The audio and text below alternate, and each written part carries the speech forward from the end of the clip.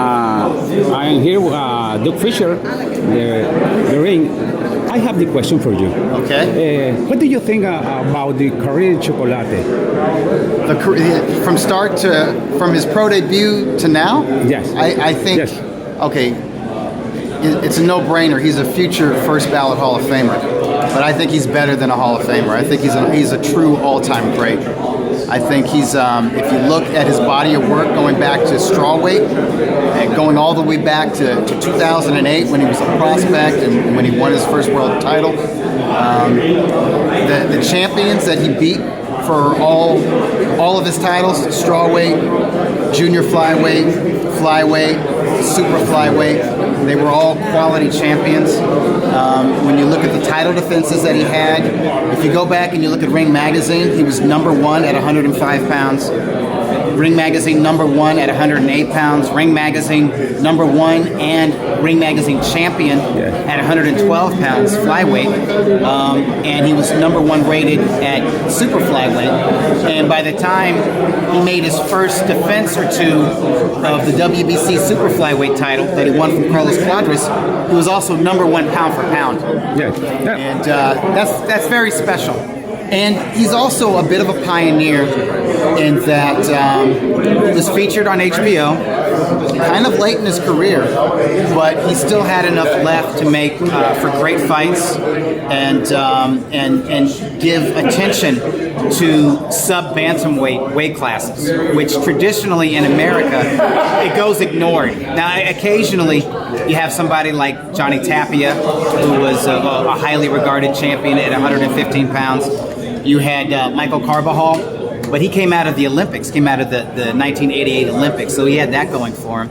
But Michael Carbajal fought on network television, fought on ESPN, and a few times on HBO. So you have Michael Carbajal at 108 pounds, but it's very rare that weight classes under featherweight, especially under bantamweight, get any attention. And Chocolatito didn't just draw attention to himself, he drew attention to the fighters he fought, such as Juan Francisco Estrada and Carlos Cuadras, and of course Swissaket Sarungvasai. Yeah, and in fact, I thought he beat Sarungvasai in their first fight. It was epic. It really should have been the fight of the year for 2017. But their rematch gave Tom Loeffler the idea to do a show on HBO featuring only super flyweights, and that was the first super flyweight card, and that was a big deal for those weight classes. It gave them exposure, and it enabled all of the fighters who fought on that card, which included Naoya Inoue.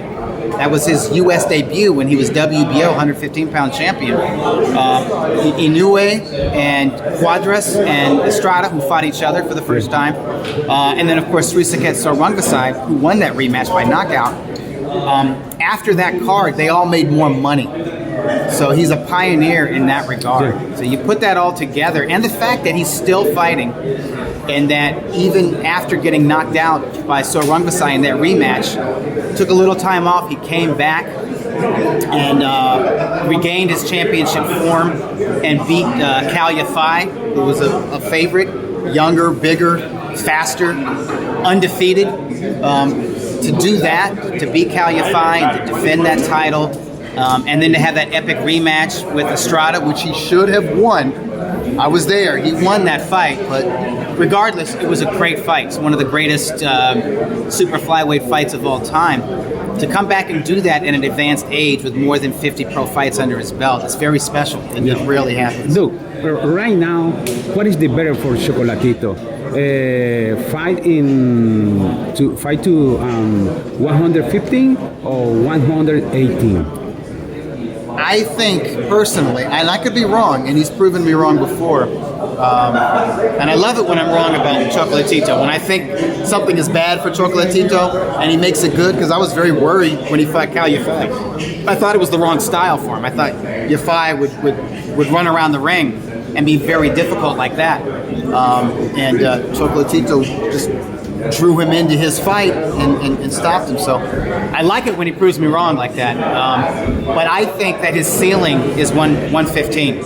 I think he's really pushing his body, especially at this age. 37. And he's 37 years old, which for sub bantamweight is like being 45. Maybe he's like Bernard Hopkins, but you know, he doesn't fight like Bernard Hopkins. When Bernard Hopkins got older, he became more cagey and more economical. And Chocolatito has the same style, which is pressure and volume punching, and he's getting into the fight, you know.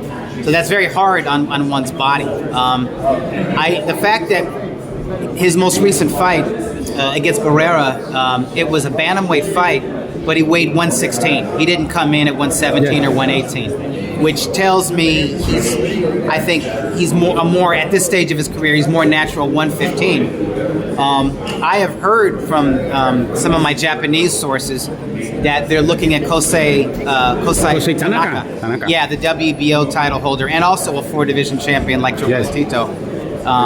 For, you know, like Puma Martinez. Puma Martinez, that would be a hell of a fight. I think it's a dangerous fight, but Martinez is aggressive. Who is dangerous? Tanaka? They both are. Tanaka is tall, he's very big, and he likes to go to the body.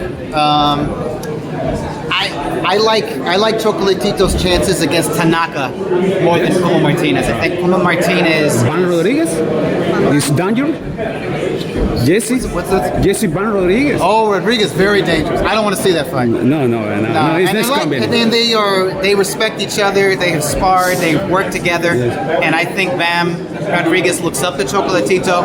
Obviously, Chocolatito is a fighter. He's a warrior. He'll fight anybody if the money's right. He would do it. But I would not like to see that fight. I think Bam is the most dangerous 115-pounder for Chocolatito.